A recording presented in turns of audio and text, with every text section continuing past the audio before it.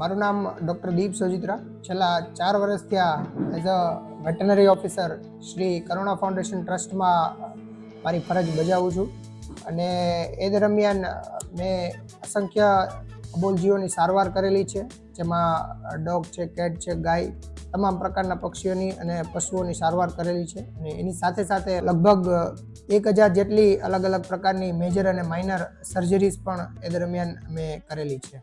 સૌથી વધારે આપણે જોઈએ તો શિયાળા દરમિયાન જ જે નાના પશુઓ છે અથવા તો પક્ષીઓ છે એને બીમારીઓ થતી હોય છે. કૂતરાઓ છે, બિલાડી છે અથવા તો કબૂતર, બીજા પક્ષીઓ છે.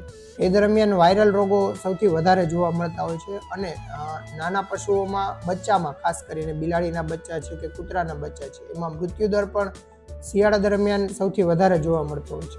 એ જ રીતે મોટા પશુઓમાં પણ જે એના નાના બચ્ચા છે, વાછડી છે, વાછડો છે કે એવા નાના પશુઓ છે, શિયાળા દરમિયાન ઘણી વખત હાઇપોથર્મિયાના શિકાર બની જતા હોય છે અને એના લીધે એનું અલ્ટિમેટલી મૃત્યુ થતું હોય છે. તો મૃત્યુદર આ સમય દરમિયાન ખૂબ જ પ્રાણીઓમાં વધારે હોય છે. તો આપણે જે આપણા લેવલે કરી શકીએ એઝ અ સામાન્ય માણસ, તો સૌથી પહેલાં તો આપણી આસપાસના વિસ્તારમાં કે આપણું પાળીતું કોઈ પણ પશુ હોય આપણી પાસે, તો એના જરૂરી જે રસીકરણો, વેક્સિનેશન છે એ ફરજિયાત શિયાળા પહેલાં અપાવી લેવા જોઈએ. એનું કારણ એ છે કે જેથી કરીને આપણે એને જે શક્ય હોય તેટલા વાયરસના રોગોથી કે જે ખૂબ જ જાનલેવા છે, ઝેરી ઝાડા ઉલટી થઈ જતા હોય છે કે જેમાં લોહીની ઝાડા અથવા તો ઉલટી થઈ જતી હોય છે, આંચકીની તકલીફો થઈ જતી હોય છે, એ બધા પ્રકારના એક વખત રોગ થઈ ગયા પછી એની સારવાર કર્યા છતાં એનું બચવાનું પ્રમાણ ઓછું રહે છે. એટલે એટલા માટે સૌથી પહેલાં તો આપણી આજુબાજુમાં જે કોઈ પણ એનિમલ હોય એનું વેક્સિનેશન આપણે કરાવીએ.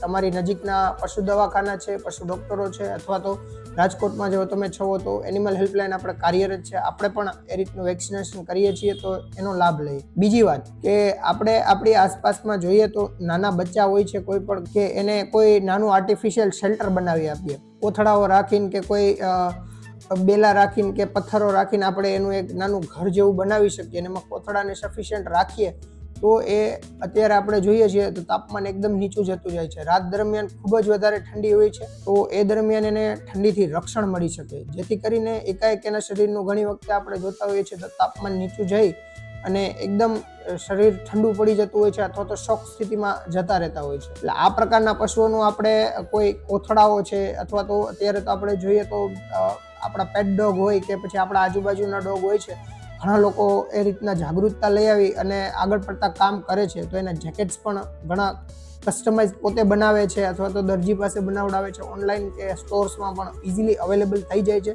ઇવન વાછડા છે તો એના માટે આપણે કોઈ કસ્ટમાઇઝ ચાદરથી કેવી રીતે બનાવી શકીએ છીએ કે જેથી કરીને એને ઠંડીથી રક્ષણ મળી શકે અને આ કપરી ઋતુ સામે એ લોકો પણ સર્વાઈવ થઈ શકે. સૌ લોકો જાણીએ છીએ કે પૌષ્ટિક ખોરાક માટેની ઋતુ છે. પ્રાણીઓને પણ સૌથી વધારે આપણે જોઈએ તો જે ખાસ કરીને નાના પશુઓ છે કે જે વિકસિત થતા હોય છે એના માટે આ ઋતુ ખૂબ જ ઇમ્પોર્ટન્ટ હોય છે. મેં કીધું એમ કે વાયરલ રોગોની સામે લડવાનું હોય છે, પ્લસ એની ઇમ્યુનિટી ઠંડીના લીધે ઘણી વખતે ડાઉન થઈ જતી હોય છે. તો એ દરમિયાન જે છે એ એકદમ કેલરી અને પ્રોટીનથી ભરપૂર જે ખોરાક છે, જેમ કે આપણે વેજ ડાયટમાં જ આપણે આપવું છે તો એને આપણે બાફેલા કઠોળ છે એ આપણે આપી શકીએ છીએ, બાફેલા શાકભાજી છે એ આપણે એને આપી શકીએ છીએ. એની સાથે કોઈ પણ આપણે ખોરાક આપણે આપીએ છીએ, ભાત આપીએ છીએ, તો એ બધું થોડું બોઇલ કરીને ગરમ વસ્તુમાં આપીએ તો ખૂબ જ એના માટે પણ સારું રહેશે. પશુઓ આપણે આજુબાજુમાં વિસ્તારમાં જોવા મળે છે. ઘણી વખતે અમારી પાસે કેસ આવતો હોય છે તો એને ઓલરેડી 3 કે 4 દિવસ થઈ જતા હોય છે બીમાર થયું હોય એને, તો અમારા માટે પણ સારવાર કરવી અને એને સાજું કરવું એ ખૂબ જ ચેલેન્જિંગ થઈ જાય છે. ખાસ કરીને આ શિયાળા ઋતુ દરમિયાન અમે